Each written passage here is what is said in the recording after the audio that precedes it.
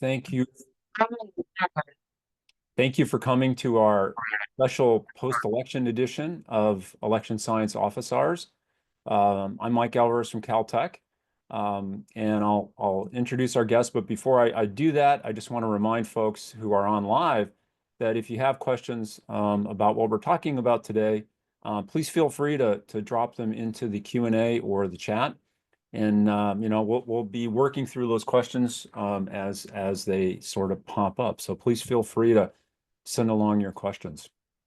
So I'm really excited to be back. This is, again, the second post-election edition of Office Hours, where we're going to today talk about how some of the really important election reform measures that were on the ballot in many states fared this fall. It's a lot of fun and a real pleasure and a bit of an honor for me to have two of my colleagues and friends with me today. First, I'm happy to introduce Christian Grose, who's professor of political science and public policy at USC. He's the academic director of the USC Schwarzenegger Institute for State and Global Policy. Christian's an expert on American politics, political institutions, voter and legislative behavior, published widely in those areas. He got his BA from Duke University, where I got my PhD. Go Blue Devils. And his PhD is from University of Rochester.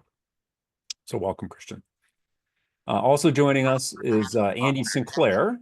He's the assistant professor of government at Claremont McKenna College.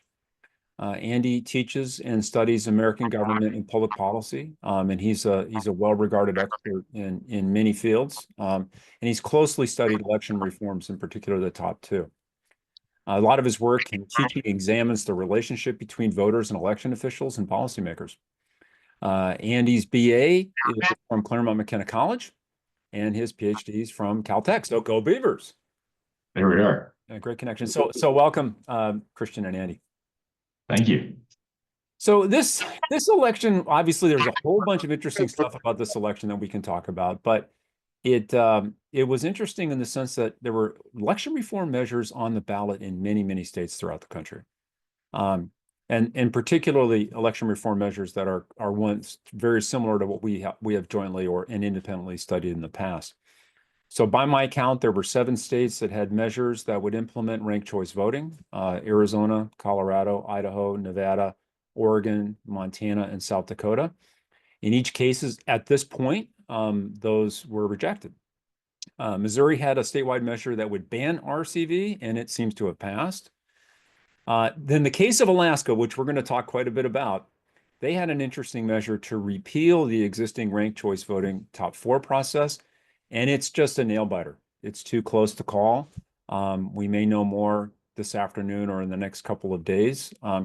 But the fact that it's too close to call, seems to indicate that Alaska voters are pretty evenly split on the merits of how this election reform has fared in Alaska.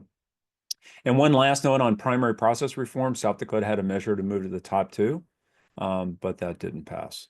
So not a great election for fans of election reform overall, and in particular of supporters for ranked choice voting, which is what we want to talk about today. So let me start with Andy. Can you describe for us how ranked choice voting works?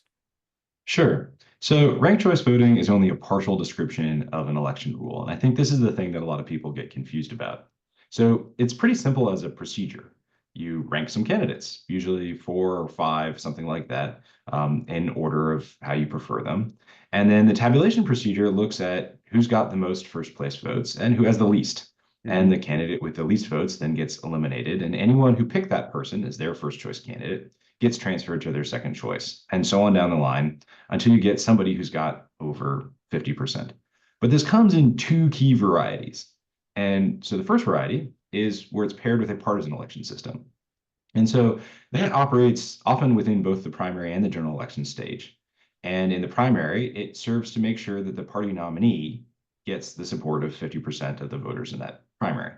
And then in the general election, the large purpose of that is to make sure that in practice, that minor party voters, somebody who's voting for the Green Party or the Libertarians or whatever, if they do have a second choice amongst the major parties, when their minor party candidate gets eliminated, then their votes get transferred over to the major parties to try and make sure that you get close to somebody who actually represents the views of a majority of whatever jurisdiction is holding the election. In the nonpartisan variety, states have tried to implement this in different ways, like Alaska has, where you have a sort of single vote primary and anybody can vote for any candidate. That part doesn't usually have the ranked choice voting procedure. What it does is it selects the pool that you then apply the ranked choice voting to in the general election. And so in those general elections, you may have multiple candidates from the same party that are amongst the finalists. And then you're not choosing, just to shift from one party or the other, but possibly helping voters from one party coordinate on a candidate in another party that they find more tolerable than the other candidate from that party, which is what we saw in the Alaska Senate race in 2022. There are, I think, sort of advantages and disadvantages of each of these types of systems. Overall, it seems like the potential disadvantages of the ranked choice voting system are related to the complexity of the rules, right? So on the first thing is it actually asks more voters because you can't just say, oh, this is the guy I like, I'm going to vote for that one. But you actually need to know something about all of these candidates. And if you apply it deep into the ballot, that can be asking you to rank candidates in a state legislative election. It's fun to try and pull this off in class sometimes. I'm sure you have all done this too, where you ask the students, okay, who's running for state assembly? And then they have a hard time coming up with that answer, right? So you have to know something about all those candidates.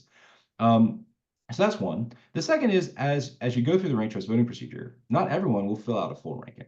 So there's some risk that you get these exhausted ballots as you go along. So that maybe somebody gets 50% of the ballots that were cast, but then there's some roll off as you go down the ballot. And then the third thing is it seems like it incentivizes completely honest reporting. But as we saw in our Alaska case, it doesn't quite, because you need to know something about how the other vote shares may distribute as you go through the ranking procedure if you really want to take advantage of the full strategic incentives that the rules offer. So it may be the case that you think, oh, if my first choice candidate gets over, my second choice candidate then is going to get eliminated, but my first choice candidate might lose, right, in the last round. And so I'm going to actually say that my second choice candidate is in truth my first choice candidate, because I think that's the one that we can coordinate on to block this other candidate.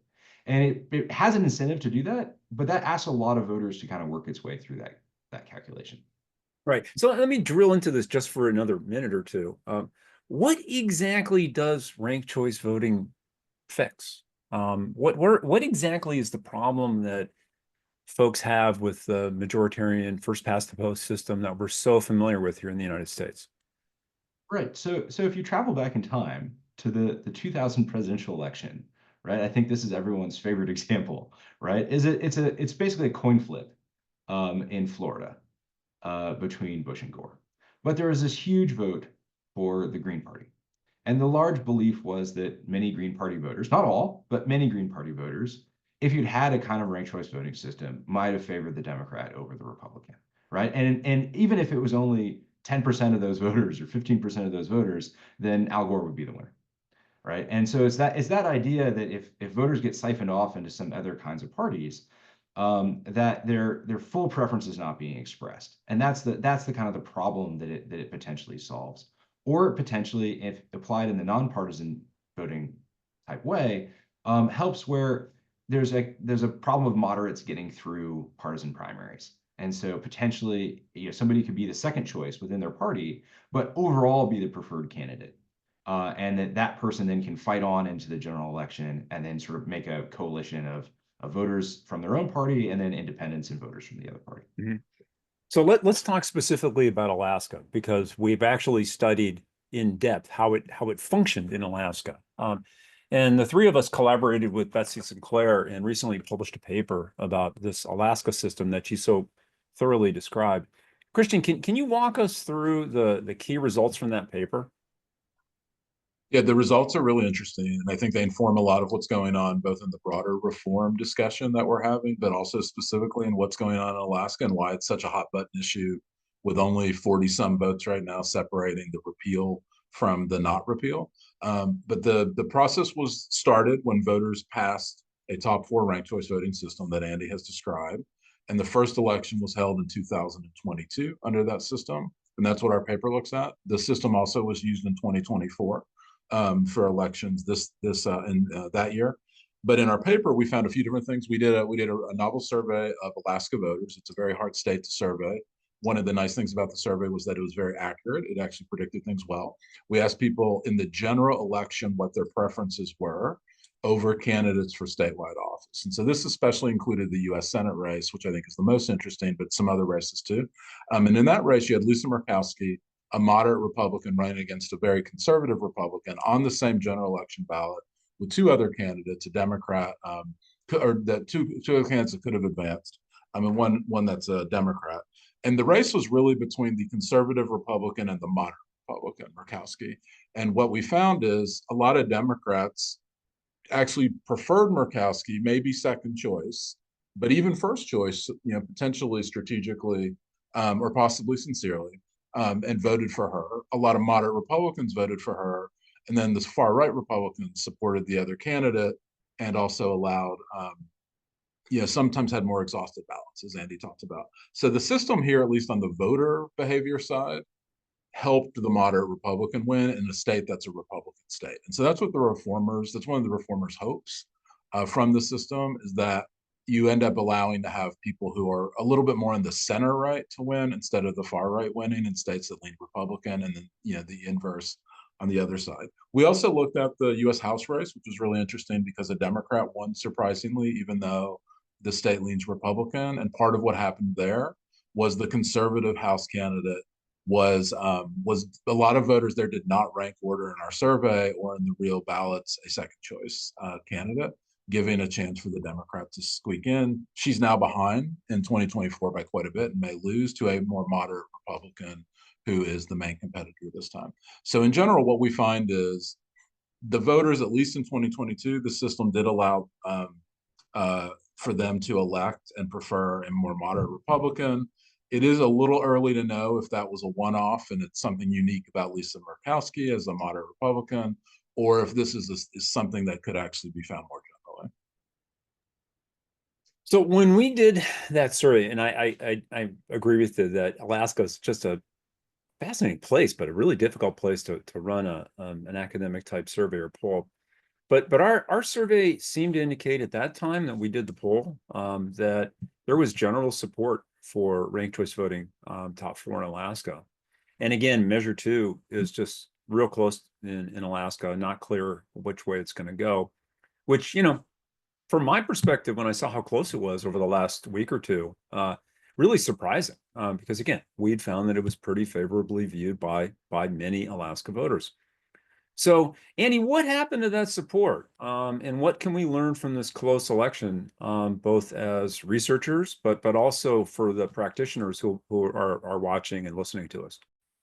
Right. So I think the hypothesis of passing this rule was that it would help people like Lisa Murkowski. But at the time that voters were selecting whether they were going to accept this rule in the first time, right, we didn't actually know what the result was going to be.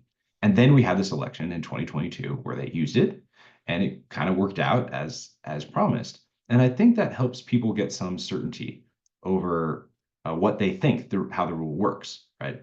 And one of the things that was interesting is we asked people on the survey, who do you think this rule benefits? And Democrats tended to say it didn't benefit either party. And Republicans tended to say this rule benefits Democrats. And so I think that this has become more partisan coded, and particularly in Alaska, but sort of more broadly, right? That experience kind of diffused out into the rest of the political system, where now it's more associated with a particular factional fight within the Republican Party. And 2024 was a slightly better year for Republicans.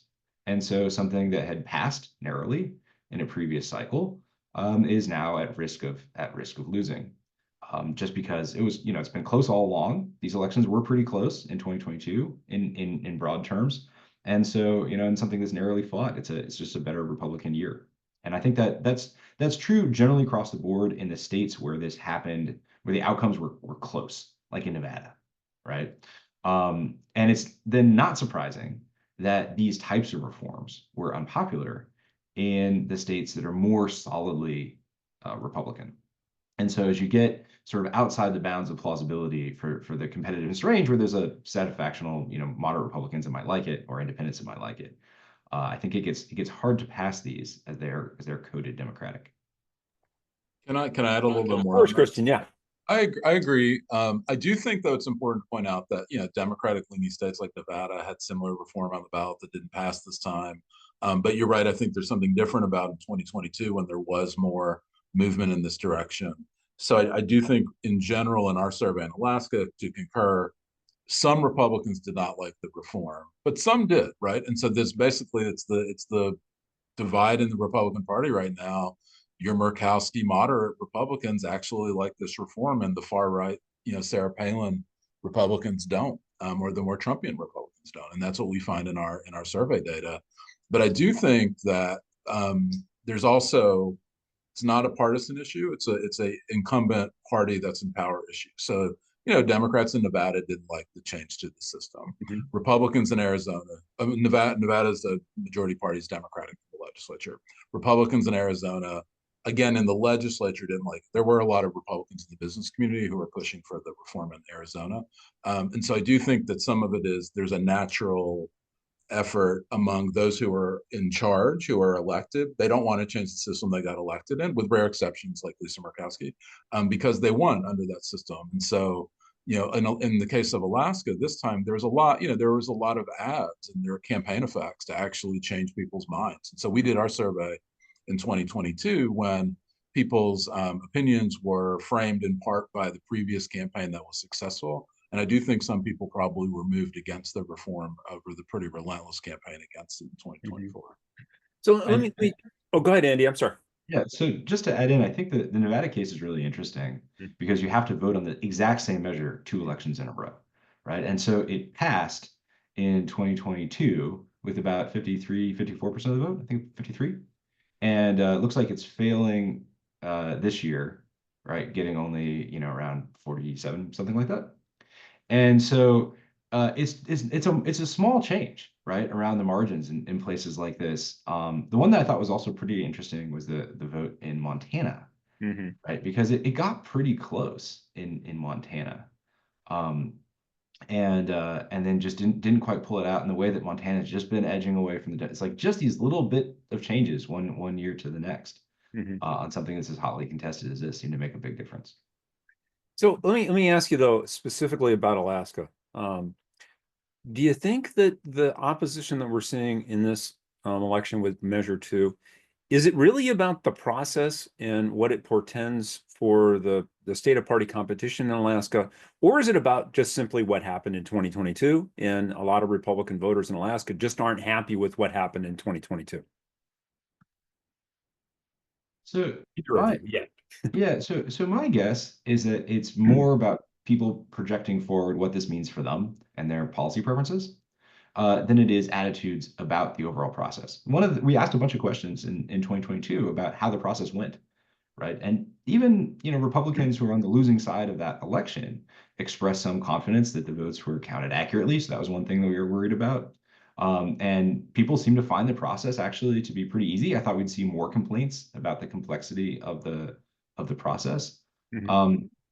And so the overall process comments seem to be relatively positive. But then there's this more intense feeling about the partisan purpose. And I think to Christian's point, this seems to be a divide between elite level participants and sort of the broader public. So Betsy and I had put some questions on this 2020 survey that we had done nationally, and all of us have been involved in repeating these questions in various forms over a long period of time about what kind of primary systems you might like to have, right? And what we find is that the support for sort of traditional closed primaries is much more common amongst people that like Donald Trump, and that progressive Democrats in the electorate are much more interested, even though they might actually be the targets of these reforms in places like California or New York or wherever else that are more democratic. The progressive voters tend to be more favorable towards these kind of populist type reforms that require the large mass of voters to approve a candidate. And we see that repeatedly across multiple years, multiple different types of surveys. We ask these questions in Alaska, we've asked these questions nationally, and that tends to be the result. So we've got a couple of questions that have started to come in, and one I think is relatively simple, and that is so Measure 2. if it passes and repeals the current system, does that, it only applies prospectively? Does it have any effect on the 2024 election? No. Okay, you're both shaking your No, head. it would be so for the future. So Be for the future. So it'd be for the. I mean, from a political science standpoint, it would create some amazing data where we would be able to look at a former system that's more closed, ranked choice voting top four system, and then it goes away again. However, that's not a lot of data points to look at, but it would change things pretty dramatically, and it'd have a pretty big impact on the next Murkowski Senate race if it passes or fails. Yeah, I mean, to me, that is the most really exciting thing as an academic researcher, is that it just creates this natural experiment. It's kind of like what we saw in California, back when the blanket primary was enacted and then it was struck down, and then we had a period of time before we moved to the top two. So another question that came in, and this is a really interesting strategic question for reformers. What about running ranked choice voting with the top two or top four, or running ranked choice voting independently without the top two or top four? What do you think that this election tells us about the strategy or merits from a reformer's perspective about putting both these on the ballot simultaneously, or running them independently, perhaps in subsequent elections, or just focusing on ranked choice voting only? Yeah, so I saw that some people question if the top two and top four component, which is potentially associated with the primary election, is separate from the general election in terms of how it's framed on the ballot. That would be depending on each state, but I do think it's a pretty important strategic choice, because one of the criticisms of ranked choice voting is that it's complex, and it is more complex if there is no limitation for the number of candidates in the second round of the general election. So if you imagine an election like happens in cities sometimes. San Francisco mayor had a RCV recently that had a number of candidates. It starts to become almost too much information and too many choices. And so the top four, the top two system, well, especially the top four system, top four where you would advance in the primary four people, like is done in Alaska, or Nevada's iteration was five. Then people rank order among that smaller group.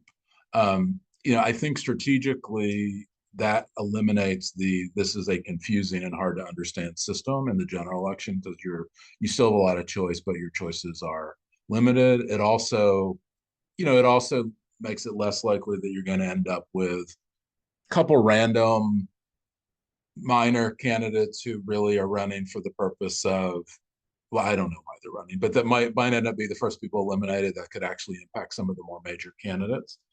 I think also it's sort of a nice balance among reformers between those who want a really simple system like a top two, or and then you move on to the general election, and then something like ranked choice voting entirely. So I do think there's some strategic choices. The other thing I want to add, though, we have seen this in some states where they have adopted ranked choice voting in the primary, and it's a closed primary with ranked choice voting, and then there's ranked choice voting in the general, and that is different than the top four ranked choice voting in terms of the candidate strategies, what happens in the election, the way voters think. So closed primaries with ranked choice voting is less likely to lead to more moderate candidates getting elected, because it's still a closed primary with more, like smaller electorate. And so what we find in our own research, what I find in some of my single author research on the top two, is that the moderation effect, if there is one in these systems, is coming in the general election when there's people of the same party running against each other. So if there's two Democrats running against each other in California, or if there's two Republicans like we saw in Alaska with Murkowski running against a more conservative Republican, that's where voters are paying attention. And if you put only ranked choice voting in a primary and only in a general election without some sort of possibility of same party competition in the general, you're less likely to get that moderating effect. Awesome. Andy, any thoughts about the strategy of combining these two on the ballot? Yeah, I think it's probably a good idea from a reform perspective to pick one or the other and run with it. And I think that choice is less consequential than many people think about which one you pick, right? So there are advantages and disadvantages of each. But if you go back and look at the results from 2022 in Alaska, if that election had been run with a top two rule, I don't really think the results would have been all that different. And the circumstances in which the two rules would produce meaningfully different outcomes are actually quite narrow. And so a lot of this is just, what are the advantages and disadvantages of the sales job you can do around either of these things? And I think one of the weaknesses of the top four ranked choice voting system is it requires this, as implemented in Alaska, it requires this first round primary to kind of screen candidates, right? To pick the most serious candidates and advance them. But it's awfully hard to lose that primary, right? So to come in fifth place, especially if you're an incumbent, you have to do a pretty bad job. And so the interest in the primary drops a lot. And so one of the criticisms this time was people were looking at the sort of low turnout in the primary election as evidence that the system was somehow not working. And in fact, it was working as designed largely, right? Screen the serious candidates. But somehow that kind of violated people's expectations around that.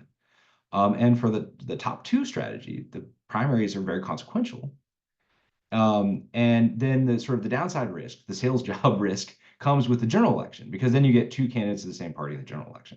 And then people say, but this, I wanted to vote for a Republican and there were two Democrats on the ballot, right? And so then people are kind of upset more at that stage. And balancing the risks of each of these as a sort of sales pitch, I think is one of the challenges for reform advocates. And in either case, if a candidate is eliminated, right, like it was in Alaska, right, the Democrat was eliminated in third place. And so the real choice in Alaska, in fact, did come down to two Republicans, as if it had been a top two system. But for a person, as they go through that process, doesn't feel that way. And so there's that kind of benefit comes from this system, but then the weirdness of having this really low turnout. And that was minimized in 2022 because of the special election for US House that ran the general special election for the House alongside the primary. So 2024 was the first sort of clean look at what that Alaska primary looked like, and turnout was very low. So this fall, we've been talking a bit about ranked choice voting, and we'll spin back to it in a few minutes. But it wasn't just ranked choice voting that was on the ballot and fared poorly. Again, many of these primary process reform measures across the states were rejected. Top two was rejected in South Dakota. Top four maybe rejected in Alaska. We'll see. Seems to be rejected in Colorado, Montana. Top five, it seems like a no in Nevada. But then also, Christian, in Ohio, a measure to implement a citizens redistricting commission of the sort that we have here in California seems to have failed. Are we seeing a general move against election reform measures, or is 2024 just going to be a one-off?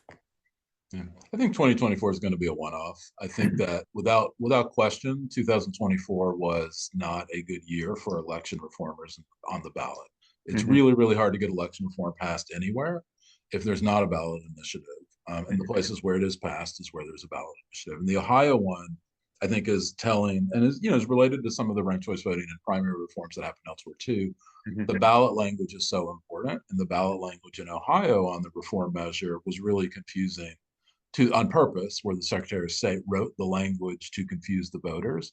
And so a lot of times the people who, are in charge of approving or rewriting or writing the ballot language can make a pretty significant difference on the passage or failure of these ballot initiatives. And so one thing reformers have focused on is ballot initiatives alone. I think they also may want to consider focusing on Secretary of States or attorneys general in some states do this, like in Arkansas. I believe the attorney general is responsible for ballot initiatives. It might be worth thinking about supporting certain candidates for the ballot language too in the future, and not just the ballot initiative itself.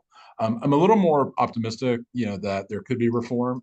I mean, in my scholarly mind, where I would study this empirically, I would have liked to see some pass and some fail, so we'd have some variation to look at in the future instead of all of them failing. But I think what could happen is, if we look at what happened in California with a lot of the reforms here, they didn't pass the first few times in the early 2000s. They were close, but they're relatively unpopular. You put them back on the ballot again, people get used to it. I think especially in Alaska, we don't know exactly what's going to happen. But let's say that the repeal does go and they repeal the system.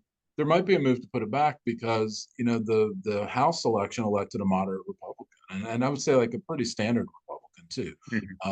And so it may not be like 2022 where a surprise Democrat won in a state that leans red.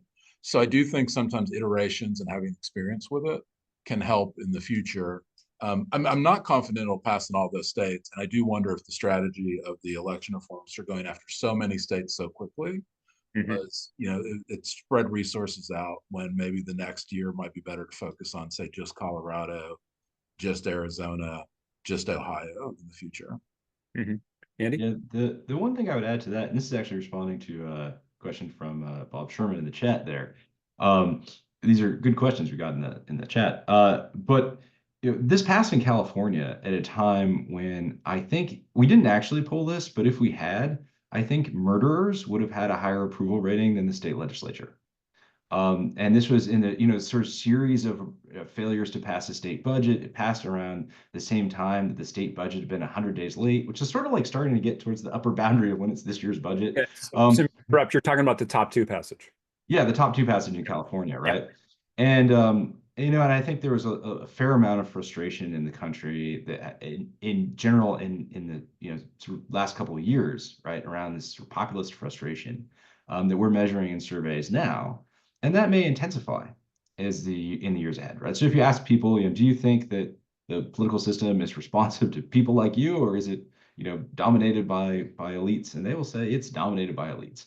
And to some extent, I think that sort of set of populist attitudes benefited President Trump in this election cycle. But there's no particular reason why that frustration would not necessarily turn towards election reform in the years to come if people are dissatisfied with the results of what comes out of politics in the next 2 years. And so I think for reform advocates, there's a lot of incentive to line up and try again. And I suspect that they will. So the basic advice from California's experience is just keep trying, right? And don't give up, which we've seen with primary process reform running all the way back to the blanket primary and then the top two, but also with the redistricting commission and redistricting reform as well. And if I could hop in, there's another question or comment in the chat here about the number of candidates on the the Portland ranked choice voting ballot, right? And I think it's absurd results do run the risk of destroying a reform type forever. And I think it's kind of going to be interesting to see how people feel like the partisan ranked choice voting in New York City has gone as well. Because that was a case where you also had like a really large number of candidates with the way that was structured within a party primary. And dealing with exhausted ballots when there's a large number of candidates, there's some things about the implementation of ranked choice voting that run the risk of just sort of turning people off the reform. In the same way that there's a risk for the top two in California, it's extremely unlikely that this would occur. But if it ever did occur, that the split of the candidates was just right to send only 2 Republicans for like U.S. Senate to the general election ballot, that would probably be the end of the reform. And so the sort of future success of these things is a little bit contingent on the experience, which is why people fight so fiercely over interpreting the small number of results, like the one that we had in Alaska. When the true distribution of potential results under these systems is a little bit, it takes a while to figure out. Like we're just starting to get there with California's experience and how these actually work. And that may be, something that future, if the Alaska one survives this round, its continued survival will also be dependent on kind of what happens next. Yeah, I would also just like to see more. I'd like to see more research and more surveys of states that ballot reforms have failed and have passed, because I do think 2024 was exceptional in some ways with the top of the ticket and just the mood of the country.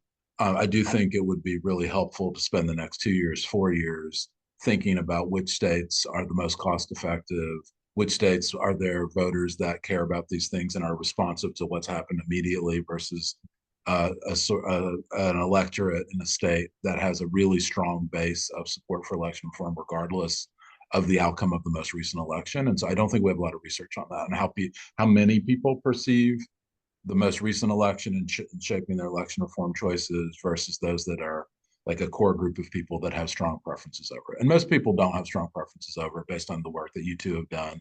But I think we need more of that, especially in places like Arizona, Ohio, Colorado, Alaska, that there are a lot of questions left unanswered by this 2024 election. And to follow up on that point, I think if you look across the ones that failed in 2024, possibly the most surprising to me was Colorado. And I think possibly some of the explanation there is that Colorado otherwise runs pretty good elections. and actually has relatively high turnout. There's a fair amount of satisfaction with the elected officials and so on.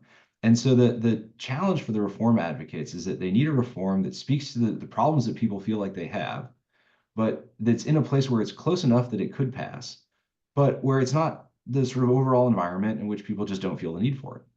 Mhm. And Colorado actually has very high turnout and high participation in its elections, lots of other kinds of good features around its elections. And sort of I was surprised by that, but I was thinking that it was, like as far as states that run nonpartisan elections, like the comment in here is, this is and otherwise Colorado runs pretty good elections. Mhm.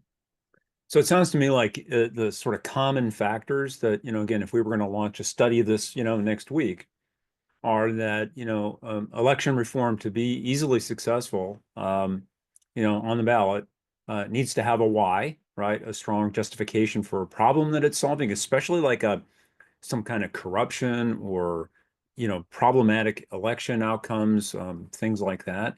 Timing seems really important for what Christian said. The general mood of the electorate may not have been, one that was amenable to election reform in this cycle.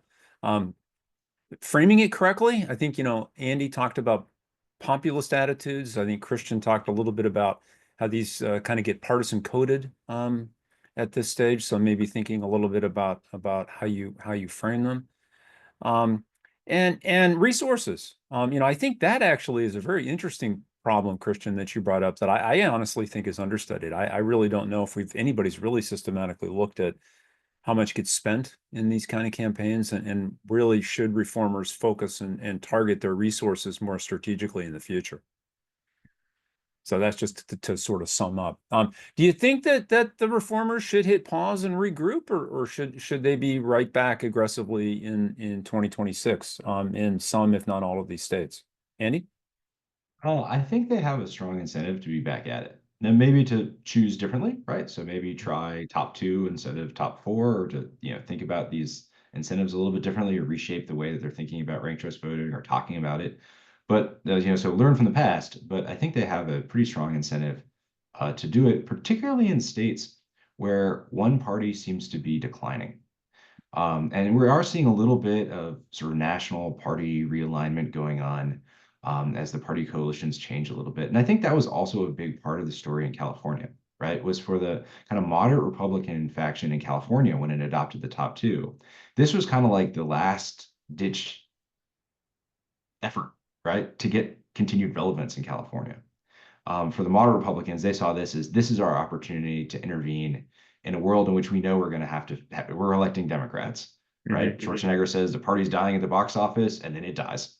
And so this is their last effort, right, to remain relevant.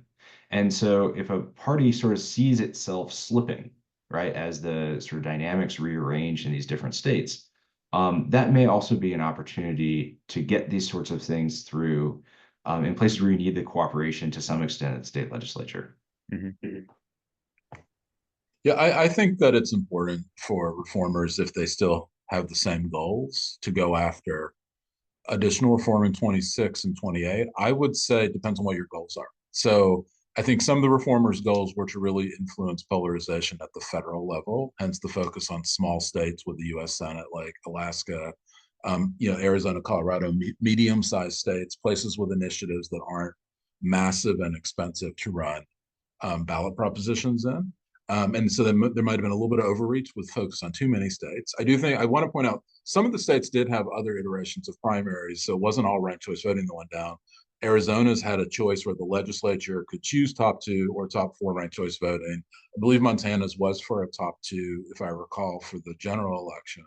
And then, though I may be misremembering, and so even then that wasn't working. I think some of it is maybe focusing on where are the next states that'll be up for the U.S. Senate if you want to influence federal polarization. It'll be easier to make a dent at the Senate level because there's only 100 senators. But if your goal is to change your state legislature or provide voters more choices, right? There's different goals behind the reformers. Then I would say pick one or two states. Like really pick a state or two that you want to say, like, we're going to do Ohio again. We're going to try Ohio with redistricting reform or primary reform because they have a ballot initiative. Or let's go for Arkansas, which is really small in population. And if you can make a reform measure sound populist, it'll pass over populate, which is the case in almost anything in Arkansas. And that'll be a lot cheaper, right, than running a multi-state campaign. But I think we need to know more about what the preferences of voters are in all the states, right? Like where would it be more likely to pass? And so I think, I would guess reformers are going to be right back at it, but will be a little bit more strategic, depending on what their goals are. If they want to influence the federal election, Alaska, Montana, Idaho, Nevada, Arkansas, these are places with ballot initiatives, small numbers of people. Your ads will, your campaign dollars will go farther. But if you want to sort of impact the most voters and give voters more choices, then you might focus again on Arizona, Oregon, Colorado, Ohio, places that are more populated with ballot initiatives. This is awesome. I want to thank you both. Is there anything that we haven't talked about that you want to raise before we close? I think the last thing I'd like to mention for people who are interested in this is that these types of rules can also interact with other parts of the political system. So like this is what my current research is focusing on, right? And so there's some bad news for some of the electoral reforms, but like here in LA County, it looks like Measure G is going to pass, which is a reform here in LA County that would change what you were voting on, right? And the administrative structure of politics. And it's possible that there's other ways in which people's frustration with politics can be expressed, right, through other types of reforms in other parts of the political system. And that the reform advocates overall probably need to think more about the whole of the policy process that they're interacting with. The electoral part is really important, but the rest of it is really important too. Christian? Yeah, the only thing I wanted to add is like it's really important to do research that it's really important to do research that meets where the practice is right now. This is a big loss for reformers all across the country. And we don't know a lot about, I mean, we're talking about it, but we don't really know why it lost yet, right? I think we need to spend the next year or two digging into all of those states where the ballot initiatives lost. Why did people who in the past may have supported this, based on other survey data that's been done by the campaigns and by academics, now oppose? I think we need to learn that. I also think we need to figure out what's the role of elected officials combined with voters. A lot of the research behind reform focuses almost exclusively on voters or just on elected officials. But if you've got secretaries of state writing ballot language in confusing ways, and then you have campaigns and voter preferences being formed, and in our research, we're sort of separating all those things out. We need to maybe consider both the interaction of how the elected officials are influencing the outcomes and then the voters' preferences in response to the campaign on the reform side and then the campaign against the reform side. So I think there's a lot to do on the research side that I just want to give a shout out for, that I think we need to really go analyze all of those states. I'm looking forward to digging into some of the data in a few of those states in particular. And so I think we need to, no matter where things go on reform efforts, I think the advantage of being scholars who study this is we can figure out what's going on and try to help inform policy and scholarship in the future. I absolutely love to close on that note because it's a call to action for research. And I know that that kind of research is not only is it academically interesting, it is really impactful for practitioners and policymakers. So I definitely want to second that. And we need to do this again. I mean, we've gone for 45 minutes. I mean, we could keep going. So we'll have to reconvene. I'd love to talk about Measure G and maybe some of what this research might look like as we get a better sense for what some of the outcomes are moving forward. So I want to thank you both for spending the time. And Thanks for having us. Again soon. All right. Thank you. Take care. See ya.